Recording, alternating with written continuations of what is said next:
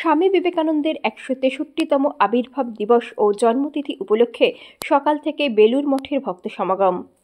ভোর ৪:৩০ স্বামীজির মন্দিরে মঙ্গল আরতির মধ্যে দিয়ে যে পুজোর সূচনা হয়, এরপর বেদ পাঠ, স্তব গান, বিশেষ পুজো ও হোমের আয়োজন করা হয়েছে।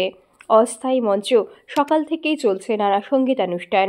স্বামীজির ঘরেও সকাল থেকে চলছে তার পছন্দের উচ্চাঙ্গ সঙ্গীত, ধ্রুপদ, খেয়াল, বিবেকানন্দ গীতি, কটকনিষদ, শাস্ত্রীয় সঙ্গীত, যুগলবন্দী ও তবলা লহরার আয়োজন করা হয়েছে।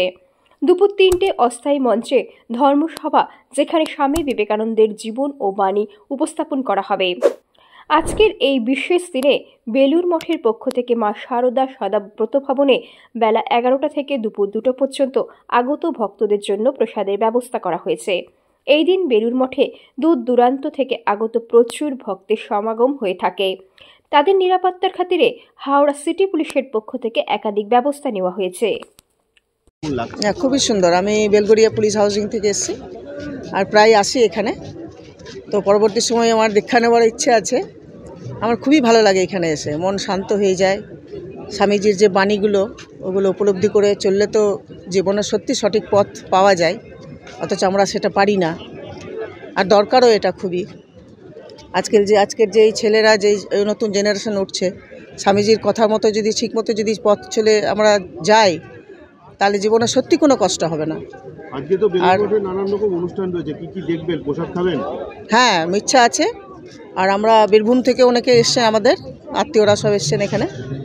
আমরা প্রায় আসি, আমি তো প্রায় আসি এখানে মঠে। এখানে প্রসাদ খাবো, যে মন্দিরগুলো আছে সেগুলো ঘুরবো, সেগুলো একটু দেখি। সারাদিনটা বেলুড় মঠেই? হ্যাঁ, সারাদিন বেলুড় মঠেই কাটাবো। আর মনে একটু যাই হোক তৃপ্তি পাবো, একটু শান্তি পাবো এখানে এসে, সেই আশাতেই এসেছি আমরা সবাই। আমার নাম তনুজা ভান্ডারী, বেলগড়িয়া পুলিশ হাউজিং। আজকের দিনটা বেলুড় মঠে নিঃসন্দেহে একটা অন্য অনুভূতি।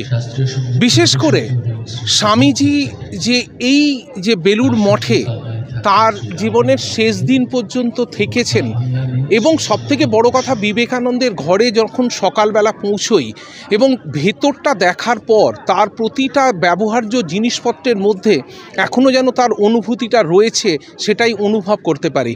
তার পাশাপাশি যেটা আগে ভেতরে প্রবেশাধিকার ছিল, এখন যেটা বন্ধ হয়ে গেছে ঘরে ঢোকার, কিন্তু এখনও বাইরের জানলা থেকে দাঁড়িয়ে সেই জিনিসটা দেখলে কিন্তু এখনও পর্যন্ত মনে হয় যেন স্বামীজি এখনও বেলুড় মঠের প্রতিটা জায়গাতে তার অবস্থান রয়েছে, এবং তিনি যেন সবার মাঝে এখনও তার উপস্থিতি রয়েছে। আজকের দিনটায় সকাল থেকে বারবার এটাই অনুভব করতে পারছি। আপনার নাম? গৌতম চ্যাটার্জি।